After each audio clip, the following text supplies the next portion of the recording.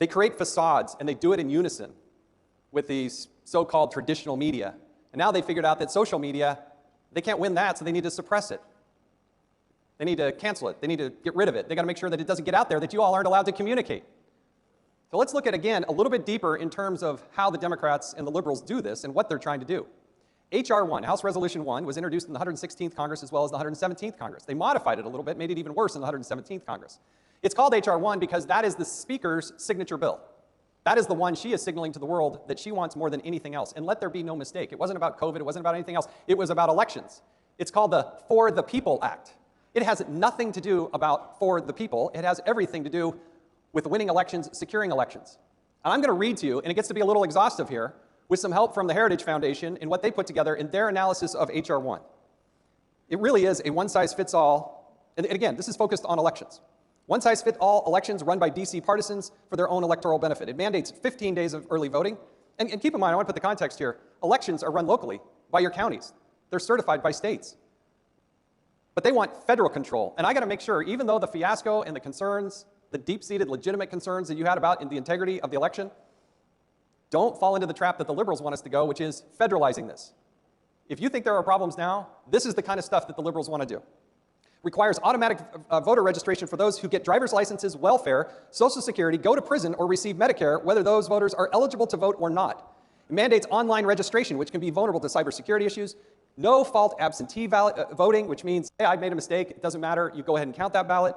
Requires states to allow ballot harvesting, requires states to allow felons to vote, prohibits election security measures, bans voter ID requirements and signature notarization, mandates same-day registration, which makes fraud easier, wreaks havoc at polling places, forces states to count votes submitted up to 10 days after the election, prohibits states from doing routine voter list maintenance, including checking eligibility and removing ineligible voters, restricts the use of the United States Post Office database to verify lists, limits public disclosure of voter lists, ensuring third-party groups cannot verify the accuracy of voter rolls, prohibits the use of undeliverable election mail as the basis for challenging their eligibility, stacks the deck for the Democratic Party by reducing the Federal Election Commission from 6 seats to 5, ensuring that the power and control controls enforcement, transfers the right of redistricting from state legislators to independent commissions that cannot be voted out, mandates the inclusion of illegal aliens in redistricting, politicizes the IRS, limits the ability to challenge H.R. 1, challenges can only be filed in the D.C. District Court, and requires all plaintiffs, regardless of the number, to file joint papers or to be represented by a single attorney, expands censorship of political speech, imposes onerous costs or regulations, and nonprofit disclosure requirements will subject donors to political harassment.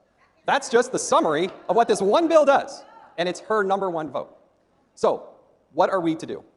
What are Republicans to do?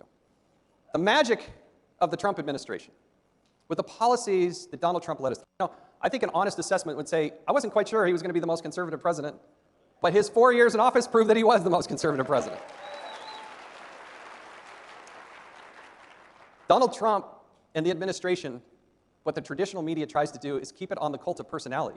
What they don't understand about MAGA, what they don't understand about you, what they don't understand about what the magic of happened for 4 years, is that the policies that were instituted by cutting back regulation, cutting taxes, allowing people to be more in control of their own destiny, that empowered people, and it worked. Every single economic metric that was moving forward was better. It was better. And then COVID came. Now, COVID was their opportunity to take advantage of a crisis and start doing things that they would never, ever be allowed to do otherwise. Here's what I think conservatives should be fighting for as it results to elections. Follow the Constitution and advocate in every state and every county.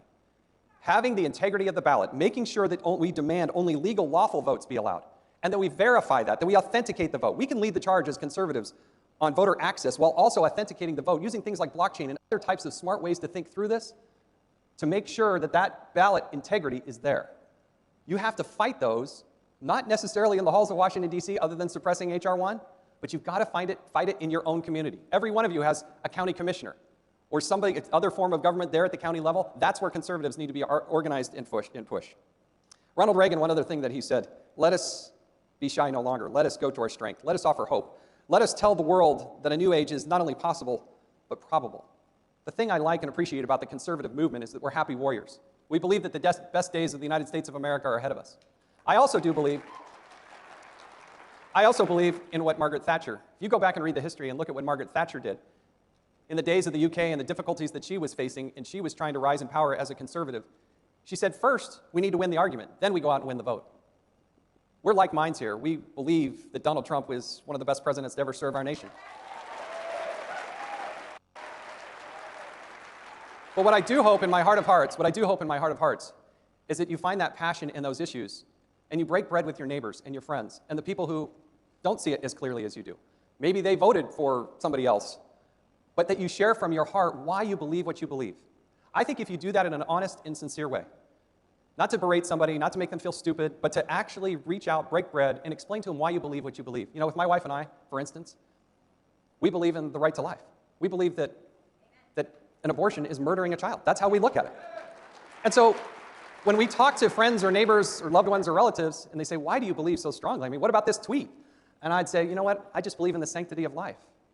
And I believe that we as a nation and as a party and as a people should fight for that little baby who doesn't yet have the voice and can't articulate the way you and I can.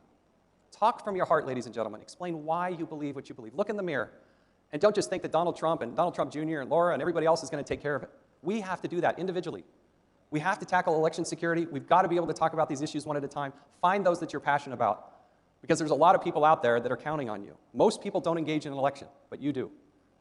May God bless you. May God bless the United States of America. Thank you. Thank you. Very kind.